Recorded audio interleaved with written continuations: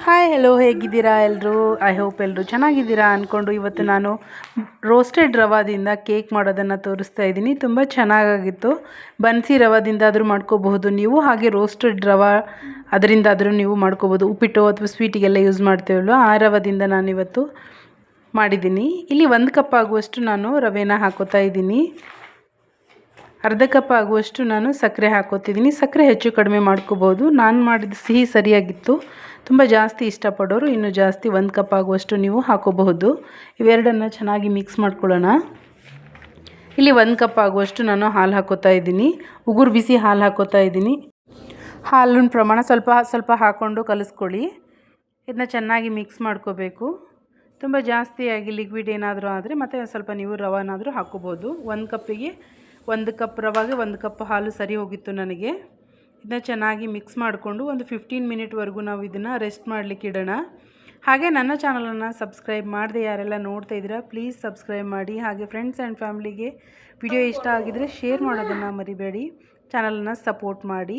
ಅದು ರೆಸ್ಟ್ ಆಗೋವರೆಗೂ ನಾವಿಲ್ಲಿ ಒಂದು ಕೇಕ್ ಟಿನ್ ತೊಗೊಂಡಿದ್ದೀನಿ. ಅದಕ್ಕೆ ಸ್ವಲ್ಪ ಎಣ್ಣೆ ಹಚ್ಬಿಟ್ಟು ಈ ಥರ ಸವರ್ತಾ ಇದ್ದೀನಿ. ನೀವು ಕೇಕ್ ಟಿನ್ ಇಲ್ಲ ಅಂತಂದರೆ ಅಲ್ಯೂಮಿನಿಯಂ ಯಾವುದಾದ್ರೂ ದಪ್ಪ ತಳದ ಪಾತ್ರೆ ತೊಗೊಂಡ್ಬಿಟ್ಟು ಅದಕ್ಕೆ ಈ ಥರ ಎಣ್ಣೆ ಎಲ್ಲ ಸವರಿ ನೀವು ಡಸ್ಟಿಂಗ್ ಮಾಡಬಹುದು. ಸ್ಟೀಲ್ ಪಾತ್ರೆನ ತಗೋಬೇಡಿ. ನಾನಿಲ್ಲಿ ಚಪಾತಿ ಹಿಟ್ಟನ್ನು ಈ ಥರ ಡಸ್ಟ್ ಮಾಡ್ಕೋತಾ ಇದ್ದೀನಿ. ಬಟರ್ ಪೇಪರನ್ನಾದರೂ ಯೂಸ್ ಮಾಡ್ಕೋಬೋದು ನೀವು. ಬಟರ್ ಪೇಪರ್ ಇಲ್ಲ ಅಂತಂದರೆ ಈ ಥರ ಮಾಡ್ಕೊಳ್ಳಿ. ಎಕ್ಸ್ಟ್ರಾ ಏನಾದರೂ ಹಿಟ್ಟಿದ್ರೆ ಅದನ್ನ ತಗೊಳ್ಳಿ.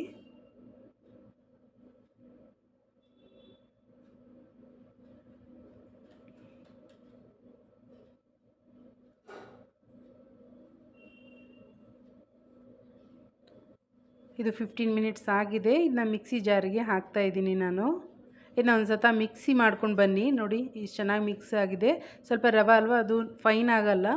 ಎಷ್ಟಾಗುತ್ತೆ ಅಷ್ಟು ನೀವು ಮಿಕ್ಸ್ ಮಾಡ್ಕೊಂಬನ್ನಿ. ಹಾಗೆ 1/4 ಕಪ್ ಆಗುವಷ್ಟು ನಾನು ಹಾಲಿನ ಪೌಡ್ರ್ ತೊಗೊಂಡಿದ್ದೀನಿ. ಹಾಗೆ ಅದೇ ಕಪ್ ಅಳತೆಯಲ್ಲಿ ನಾನು ಕಂಡೆನ್ಸ್ ಮಿಲ್ಕ್ ಪೌಡ್ರ್ ಮತ್ತು ಆಯಿಲನ್ನು ಯೂಸ್ ಮಾಡಿದ್ದೀನಿ. ನಾವು ಅಡುಗೆಗೆಲ್ಲ ಯೂಸ್ ಮಾಡ್ತೀವಲ್ಲ ಆ ಎಣ್ಣೆನ ಹಾಕ್ಕೊಂಡಿದ್ದೀನಿ.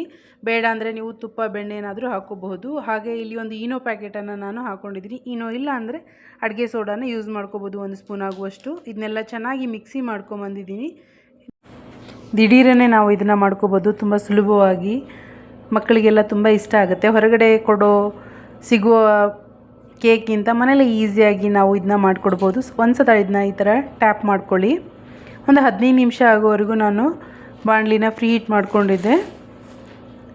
15 ನಿಮಿಷ ಆಗಿದೆ. ನಾನಿವಾಗ ಕೇಕನ್ನು ಮೋಲ್ಡ್ ಇಟ್ಬಿಟ್ಟು ಇದನ್ನು ಒಂದು 45 ಮಿನಿಟ್ಸ್ವರೆಗೂ ನಾನು ಇದನ್ನು ಬೇಕ್ ಮಾಡ್ಕೊಂಡಿದ್ದೀನಿ. ನೋಡಿ, ಒಂದು ಟೂತ್ಪಿಕ್ ಸಹಾಯದಿಂದ ನಾನು ಇದನ್ನು ಇಟ್ಬಿಟ್ಟು ತೆಗಿತಾ ಇದ್ದೀನಿ. ಏನಾದರೂ ಹಸಿ ಇದೆನಾ ಅಂತ ಹೇಳಿಬಿಟ್ಟು ಕರೆಕ್ಟಾಗಿ 45 ಮಿನಿಟ್ಸ್ಗೆ ನನಗೆ ರೆಡಿ ಆಯಿತು. ನಿಮಗೇನಾದರೂ ಹಸಿ ಅನಿಸಿದರೆ ಕೈ ಅಂಟುತ್ತಾ ಇದ್ದರೆ ಮತ್ತೆ ಒಂದು ಸ್ವಲ್ಪ ಹೊತ್ತು ಇಡಿ. ಇದನ್ನ ಒಂದು ಬಟ್ಟೆ ಮುಚ್ಚಿಟ್ಬಿಟ್ಟು ಇದು ತಣ್ಣಗಾಗೋವರೆಗೂ ಬಿಡಿ. ನನ್ನ ಮಕ್ಕಳು ಆಗಲೇ ಸ್ಕೂಲಿಂದ ಬಂದುಬಿಟ್ಟಿದ್ರು. ಅವ್ರಿಗೆ ತಣ್ಣಗಾಗೋಷ್ಟು ಪೇಷನ್ಸ್ ಇರಲಿಲ್ಲ. ಹಾಗಾಗಿ ನಾನು ಬೇಗನೆ ಈ ಕೇಕನ್ನು ಕಟ್ ಮಾಡಿಬಿಟ್ಟೆ. ನೀವು ಚೆನ್ನಾಗಿ ಎಲ್ಲ ತಣ್ಣಗಾದಮೇಲೆ ಕೇಕ್ ಕಟ್ ಮಾಡಿ ಇನ್ನೂ ಚೆನ್ನಾಗಾಗುತ್ತೆ. ಇದೆಲ್ಲ ಬಿಟ್ಕೊಂಡಿತ್ತು, ಆದರೆ ಒಳಗಡೆ ಇನ್ನೂ ಬಿಸಿ ಆಗಿತ್ತು. ಹಂಗೆ ಕಟ್ ಮಾಡಿದ್ದೆ ನಾನು ಕೇಕ್ನ ಬಿಸಿಯಾಗಿರುವಾಗಲೇ. ಆದರೆ ರುಚಿ ಮಾತ್ರ ತುಂಬ ಅಂದರೆ ತುಂಬ ಚೆನ್ನಾಗಾಗಿತ್ತು. ಫಸ್ಟ್ ಟೈಮ್ ಅನಿಸುತ್ತೆ ರೋಸ್ಟೆಡ್ ರವಾದಿಂದ ಕೇಕ್ ಮಾಡಿದ್ದು ನಾನೇ ಅನ್ಕೋತಿದ್ದೀನಿ. ಇದನ್ನ ಈ ಥರ ಟ್ಯಾಪ್ ಮಾಡಿದರೆ ತುಂಬ ಚೆನ್ನಾಗಿ ಕೇಕು ಬಿದ್ದುಬಿಡುತ್ತೆ. ನೋಡಿ ಎಷ್ಟು ಚೆನ್ನಾಗಿ ಬಂದಿದೆ. ತುಂಬ ಇಷ್ಟ ಆಯಿತು ನನಗೆ. ನಿಮಗೂ ಇಷ್ಟ ಆಗಿದ್ದರೆ ಒಂದು ಸತ ಇದನ್ನು ಟ್ರೈ ಮಾಡಿ. ಹಾಗೆ ಹೇಗೆ ಮಾಡಿದ್ದೀರಿ ಅಂತ ನನಗೆ ಕಮೆಂಟ್ ಬಾಕ್ಸಲ್ಲಿ ತಿಳಿಸಿ. ಹೇಗೆ ಬಂದಿದೆ ಅಂತ ತಿಳಿಸಿ.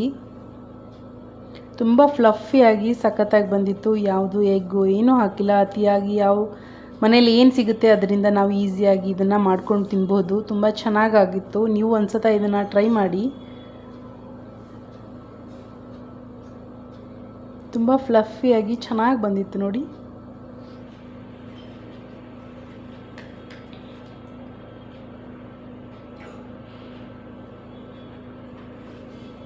ತುಂಬ ಬಿಸಿ ಇದೆ.